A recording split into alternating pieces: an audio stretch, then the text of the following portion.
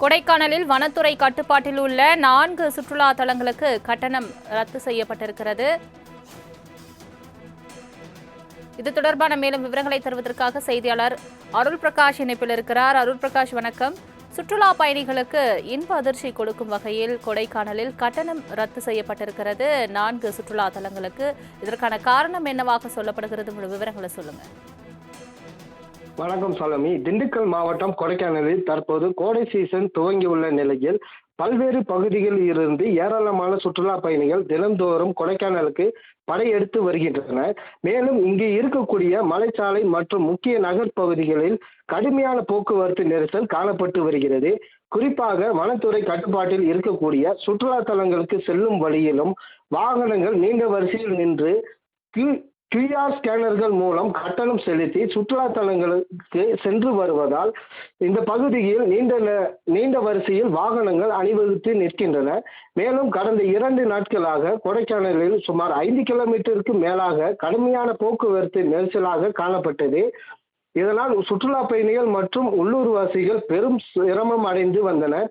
இந்த நிலையில் இன்று மாவட்ட ஆட்சியர் சரவணன் வனத்துறை கட்டுப்பாட்டில் இருக்கக்கூடிய தூண்பாறை, மோயர் சதுக்கம், பைன் மரக்காடு, குலா குகை ஆகிய பகுதிகளுக்கு இன்று முதல் வரும் மே 31 தேதி வரை 5 நாட்களுக்கு கட்டணம் இல்லாமல் சுற்றுலா பயணிகள் இலவசமாக சென்று வரலாம் என அறிவிப்பை வெளியிட்டுள்ளனர். சலோமி.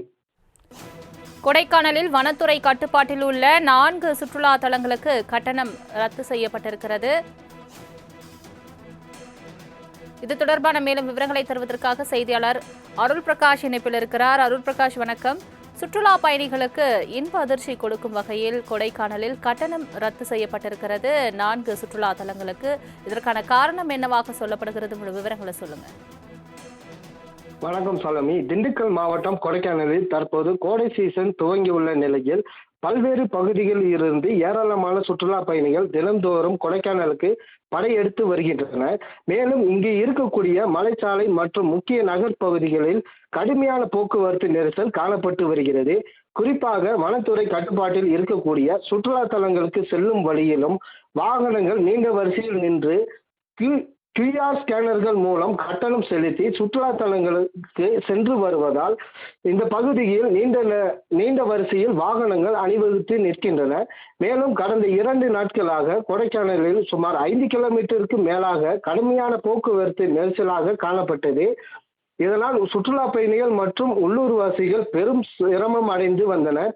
இந்த நிலையில் இன்று மாவட்ட ஆட்சியர் சரவணன் வனத்துறை கட்டுப்பாட்டில் இருக்கக்கூடிய தூண்பாறை, மோயர் சதுக்கம், பைன் மரக்காடு, குலா குகை ஆகிய பகுதிகளுக்கு இன்று முதல் வரும் மே 31 தேதி வரை 5 நாட்களுக்கு கட்டணம் இல்லாமல் சுற்றுலா பயணிகள் இலவசமாக சென்று வரலாம் என அறிவிப்பை வெளியிட்டுள்ளனர்.